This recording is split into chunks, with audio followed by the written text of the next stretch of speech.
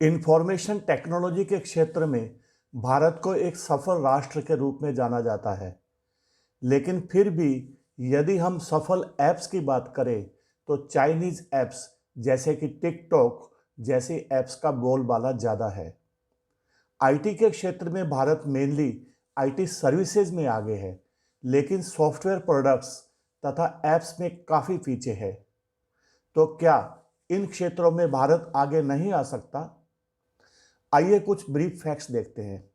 TikTok app की valuation 105 से 140 billion dollars के बीच है। जूम ऐप की वैल्यूएशन, जो कि एक वीडियो कॉन्फ्रेंसिंग ऐप है, करीब 150 बिलियन डॉलर है। इन दोनों ऐप्स को कुछ साल पहले ही बनाया गया था, और वह भी कुछ इंडिविजुअल्स के द्वारा, ना कि किसी बड़े कॉरपोरेट के द्वारा। तो फिर हम देख सकते हैं कि किसी एक सिंगल ऐप कंपनी का भी कितना हाई वैल्यूएशन हो सकता है। कुछ देर के बाद हम कुछ और उदाहरण भी देखेंगे। दूसरी तरफ रिलायंस का वैल्यूएशन करीब 168 बिलियन डॉलर्स है। रिलायंस एक लगभग 50 साल पुरानी कंपनी है और यह भारत की सबसे बड़ी कंपनी है। यह energy, petrochemicals, textiles, natural resources, retail and telecommunications के बिजनेस में है। इसी तरह से भारत की एक और कंपनी टीसीएस इस समय भारत की सबसे वैल्यूएबल आईटी सर्विसेज कंपनी है। फिर भी टिकटॉक और जूम की तुलना में टीसीएस का वैल्यूएशन केवल 133 बिलियन डॉलर्स है। याद रखें कि टीसीएस भी लगभग 50 साल पुरानी कंपनी है और यह भारत की दूसरी मोस्ट वैल्यूएबल कंपनी है। चीज़ों को सही कॉन्टेक्स्ट में देखने के लिए यह भी जान ले कि फेसबुक का वैल्यूएशन लगभग 750 बिलियन डॉलर्स है। फेसबुक की मुख्य रूप से 3 प्रॉपर्टीज हैं: Facebook, WhatsApp and Instagram. Facebook की ज़्यादातर कमाई यूजर्स द्वारा बनाए गए कंटेंट के आधार पर होती है, न कि कंपनी द्वारा खुद बनाए गए कंटेंट पर। फेसबुक यूजर्स को इंटरेक्ट करने तथा कंटेंट बनाने के लिए सिर्फ एक प्लेटफॉर्म प्रोवाइड करता है। इसी तरह से टिकटॉक और जूम भी मेनली यूजर्स द्वारा बनाए गए कंटेंट से रिलेटेड है। ये भी यूजर्स को इंटरेक्ट करने तथा कंटेंट बनाने के लिए सिर्फ एक प्लेटफॉर्म प्रोवाइड करते हैं। कुछ ऐसा ही गूगल के बारे में भी कहा जा सकता है, जिसका वैल्यूएशन करीब 1100 बिलियन डॉलर्स है, यानी कि 1.1 ट्रिलियन डॉलर्स।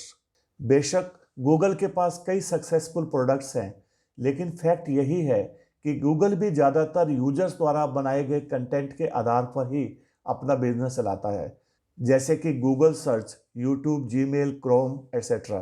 कहने का मतलब यह है कि एक आईटी प्रोडक्ट कंपनी या फिर एक ऐसी आईटी कंपनी जो यूजर्स को इंटरेक्ट करने और कंटेंट बनाने के लिए एक मंच प्रदान करती है, या फिर इवन एक ऐसी आईटी कंपनी जो सिर्फ एक सिंगल ऐप कंपनी है, उसका वैल्यूएशन भी काफ़ी हाई लेवल का हो सकता है। ध्यान दें, हाल ही में रिलायंस ने भी वीडियो कॉन्फ्रेंसिंग के लिए जूम जैसी ऐप बनाने की कोशिश की थी, यानी कि जियो मीट ऐप। वास्तव में दिखने में जियो मीट ऐप जूम से काफ़ी मिलती जुलती है और इसे जूम की कॉपी या क्लोन भी कहा जा सकता है। लेकिन जियो मीट ऐप में जूम के काफ़ी इंपॉर्टेंट फीचर्स का अभाव है और इसमें वीडियो कॉन्फ्रेंसिंग ऐप के सिर्फ बेसिक फीचर्स ही हैं। इनफैक्ट हाल ही में रिलायंस ने एंड्रॉयड फ़ोन के लिए जियो पेजेस नाम का एक ब्राउज़र भी जारी किया है। इसने अपना खुद का चैट ऐप भी लॉन्च किया है, जियो चैट, जिसके फीचर्स व्हाट्सएप से काफ़ी मिलते जुलते हैं। Let me also point out that recently TCS ने 16,000 करोड़ रुपए के शेयर बाईबैक ऑफर की घोषणा की थी, जो कि लगभग 2 बिलियन डॉलर्स के बराबर है। एक अन्य भारतीय आईटी सर्विसेज कंपनी विप्रो ने भी लगभग 9,500 करोड़ रुपए के शेयर बाईबैक ऑफर की घोषणा की हुई है, जो कि लगभग 1.25 बिलियन डॉलर्स के इक्वल है। इसका मतलब यह है कि ये भारतीय कंपनियां इनडायरेक्टली अपने शेयर होल्डर्स को पैसा लौटा रही हैं, क्योंकि ऐसा लगता है कि उनके पास इस स्पेयर कैश को यूज करने का कोई अच्छा रास्ता नहीं है। इसलिए हालांकि इन कंपनियों के पास सफिशिएंट मनी है, लेकिन वे इसका कोई प्रॉपर उपयोग नहीं कर पा रहे हैं, ऐसा दिखता है। और अगर हम रिलायंस की बात करें तो रिलायंस ने भी हाल ही में जियो प्लेटफॉर्म के लिए लगभग $20.2 बिलियन और रिलायंस रिटेल के लिए करीब $5.7 बिलियन की राशि इंटरनेशनल इन्वेस्टर्स और टेक कंपनियों से जुटाई है, जिसमें फेसबुक, गूगल आदि भी शामिल है। तो इस प्रकार से रिलायंस ने रिसेंटली करीब 2 लाख करोड़ रुपए के आसपास की इन्वेस्टमेंट फॉरेन इन्वेस्टर से कलेक्ट की है।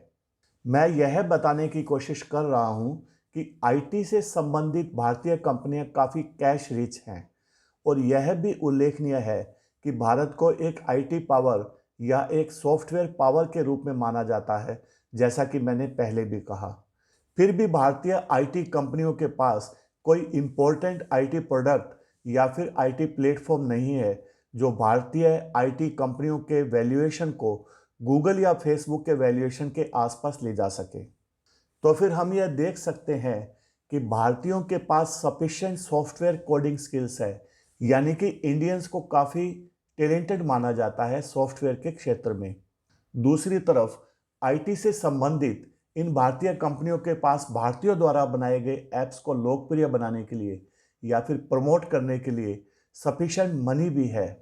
फिर भी हमारे पास कोई सफल भारतीय ऐप नहीं है जिसका वैल्यूएशन $100 बिलियन से ऊपर हो सकता हो। इनफैक्ट मुझे तो कोई ऐसी भारतीय ऐप भी नहीं दिखती है जिसका वैल्यूएशन इवन $1 बिलियन के ऊपर हो। यह ठीक है, कुछ भारतीय स्टार्टअप्स का वैल्यूएशन कुछ बिलियन डॉलर्स में है, जैसे कि Flipkart, OYO rooms, Byju's etcetera, लेकिन ये कंपनी किसी सॉफ्टवेयर प्रोडक्ट वगैरह में नहीं है। तो फिर ऐसे भारतीय सॉफ्टवेयर कोडर्स हैं जो कि किलर ऐप्स बना सकते हैं, लेकिन उनके पास अपनी ऐप्स को प्रॉपरली मार्केट करने और पॉपुलर बनाने के लिए सफिशिएंट धन नहीं है। और दूसरी तरफ आईटी के क्षेत्र में ऐसी भारतीय कंपनियां हैं जिनके पास सफिशिएंट एडिशनल मनी है। तो फिर क्या इन दोनों का गठबंधन यानी कि अलायंस नहीं हो सकता? फॉर एग्जाम्पल, अभी भारत में टिकटॉक पर प्रतिबंध के कारण शॉर्ट वीडियो सेगमेंट में एक वैक्यूम सा बन गया है। अमेरिका में भी टिकटॉक पर दबाव है और इसके बंद होने का चांस है। ऐसा माना जाता है कि टिकटॉक चीन के लिए स्पाइंग करता है। तो फिर ऐसी स्थिति में टीसीएस या रिलायंस के लिए अपनी खुद की टिकटॉक क्लोन ऐप बनाना मुश्किल नहीं है। इसमें कुछ ही करोड़ रुपए की जरूरत हो सकती है। वास्तव में कुछ सिमिलर भारतीय ऐप्स पहले से ही मार्केट में है, लेकिन वो टिकटॉक जैसी पॉपुलर नहीं है। I can understand that TCS जैसी आईटी सर्विसेज कंपनी, जो कि एक सफल मॉडल है, अपने सक्सेसफुल बिजनेस मॉडल को यानी कि आईटी सर्विसेज के सक्सेसफुल बिजनेस मॉडल को बदलना नहीं चाहेगी। कभी कभी इस प्रकार के चेंजेस कंपनी के फाइनेंशियल्स के लिए हानिकारक हो सकते हैं। हालांकि यहाँ पर यह भी उल्लेखनीय है कि रिलायंस जियो पहले से ही ऐप्स में एंटर होती दिखाई दे रही है, जैसा कि मैंने थोड़ी देर पहले बताया, लेकिन यह अभी काफ़ी एलिमेंट्री लेवल पर है और उन ऐप्स में सिर्फ बेसिक फीचर्स ही हैं।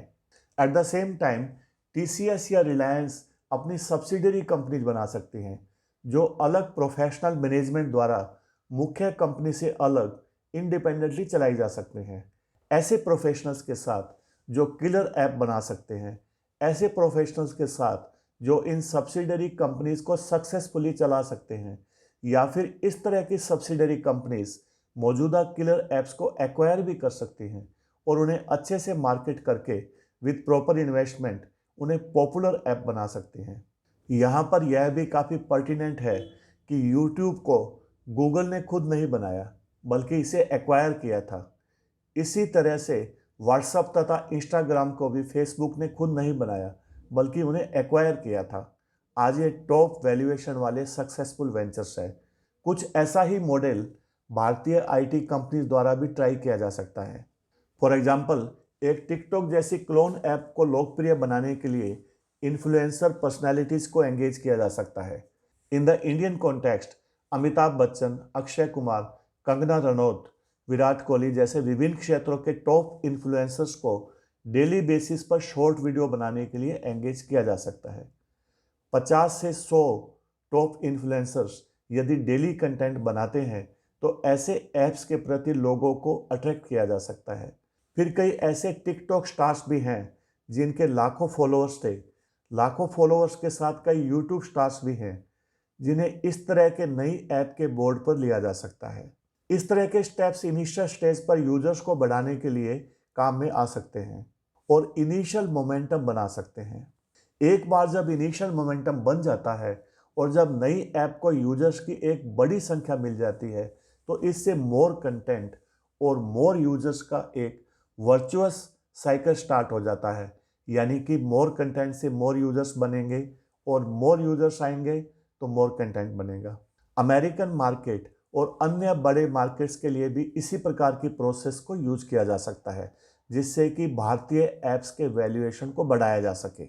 और अगर कोई एक भारतीय ऐप वर्ल्ड लेवल पर सक्सेस हो जाती है तो उसकी चेन रिएक्शन हो सकती है और भारत में इसी प्रकार की और भी सक्सेसफुल ऐप्स बन सकती हैं जैसा कि चीन में हुआ।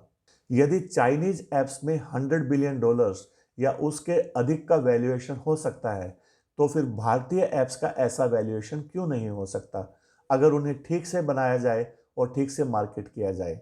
सक्सेसफुल भारतीय ऐप्स का एक एडिशनल बेनिफिट ये होगा कि भारत का डेटा भारत में ही रहेगा।